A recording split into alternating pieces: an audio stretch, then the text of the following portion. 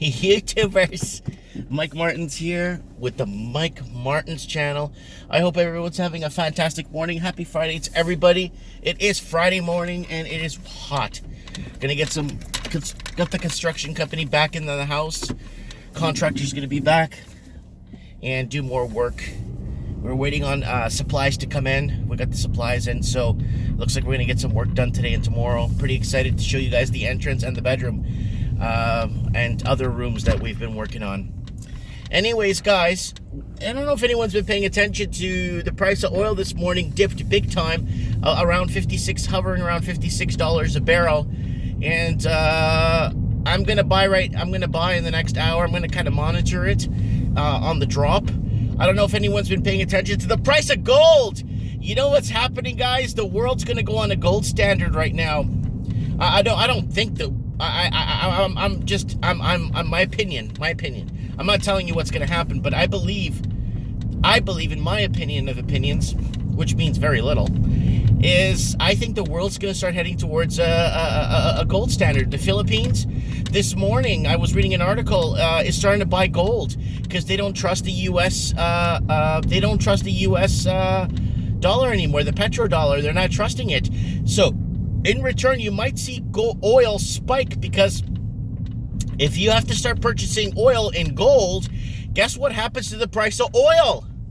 So I'm monitoring oil really closely, because if countries are going to start backing their currencies by gold, since 1971, the United States went off the gold standard, and they said it was going to be temporary, right? But it never was temporary, so it fell off the gold standard, and they've been having the beautiful luxury of being able to print money whenever they feel like to pay off any debt. And once we hit another 2007, 2008 economic disaster, it's going to be hard to print money when you don't have the reserves to back it. And that's how you basically deflate and destroy currency. Yes, banking does it with the fractional reserve lending. We all see that. Oh man, it's gonna be very, very interesting with other countries. I'm a Portuguese citizen, so Portugal. When I went to Portugal, they were doing tours of some of the gold reserves and stuff they have there. It's good because Portugal always kept its gold. Portugal was always considered the enemy of the state, because in the 1970s they didn't want to join the World Bank, so they destabilized Portuguese Africa, and they created more of a distance between Brazil and Portugal. They did that. The globalists did that because the Portuguese they just had all the resources. They had all these countries behind them. And they wanted to destabilize those countries, which they did. It was a Libya and Syria style version of Portuguese African and Angola and Mozambique. Anyways, now what's happening? They're off the gold standard. They're going back on now. They're thinking of other countries are thinking of backing by gold. Russia. Oh, back to Portugal. Portugal has one of the biggest gold reserves in Europe, with Switzerland, like actual gold. Okay, you're gonna go on Wikipedia right now and say, Mike, you're full of crap. Look at Italy, look at USA, look at all. That's on paper. Majority of Italy's gold reserves are on paper. They even made a video in Italy showing gold reserves, and apparently that was all staged. It was a huge staging event by the Italians that was debunked in the late 90s and early 2000s. So they kind of swept that under the rug. But to be really frank with you, there's not a lot of countries in Europe that actually own physical gold that's not backed by paper reserves that they have that was under the World Trade Centers, right? So a lot of World Trade Center hold a lot of countries' gold. Germany, Italy. Italy was big with gold reserves after World War II were moved into the United States of America. So a lot of it was held under the World Trade Center. Where is it now? I don't know. Now, let me tell you something.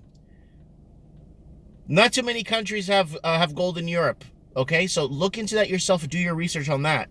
Now, looking at the gold world supply of gold and reserves of gold, a lot of people are looking at Wikipedia right now as I'm speaking and saying, oh, look at all these good. No. Fact check and check. Who has physical gold? And it's somewhat of a problem for a lot of countries that don't have gold, because then they're not going to be able to play in the game. And that is going to be a huge problem. So is the world going to be moving to a gold standard? Oh my God, movements in the market. And I believe oil. I'm a true believer in oil. And I was listening to Peter Schiff like a week ago or 2 weeks ago. Man, time flies. And he was talking about how gold is severely underpriced. Severely underpriced. And he's right. It's severely underpriced. With inflation and stagflation that's going on in parts of the world, and inflation and hyperinflation in some parts of little pockets of Africa, we're going to start to see, and mass layoffs, we're going to start to see countries getting smart and backing their currency with gold and actually being a player on the world stage. Now my question to you guys in the comments, is the world trending towards a gold reserve currency, backed currency? It doesn't have to be unified. Our country's getting smart.